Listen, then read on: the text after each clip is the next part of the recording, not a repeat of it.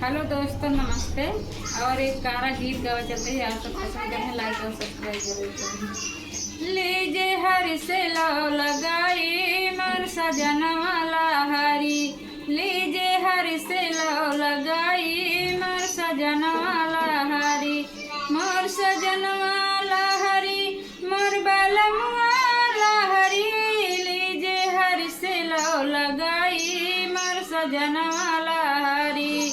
गर्भवास में काल किए थे भजन करत सकताई, गर्भवास में काल किए थे भजन करत सकताई।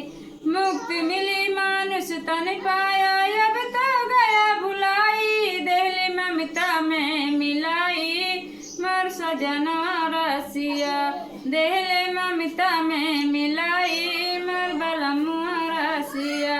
लीजे हर से लो लगाई मर सजनवा रसिया, लीजे हर से लो लगाई मर सजनवा रसिया।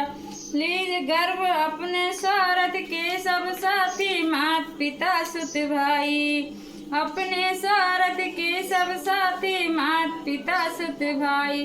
भूली सारी चातुराई मोर सजनवा लहरी, भूली सारी चातुराई मोर सजनवा लहरी। लीजे हर से लो लगाई मोर सजनवा लहरी, लीजे हर से लो लगाई मोर सजनवा लहरी। चुन चुन महल बनावत खूब काम एक दिन आई, चुन चुन महल बनावत खूब काम एक दिन आई।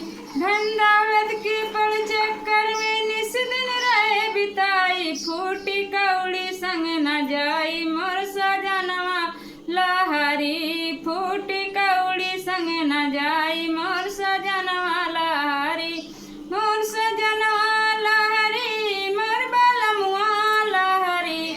लीजे हर से लो लगाई मोर सजनवा लहरी, लीजे हर से लो लगाई।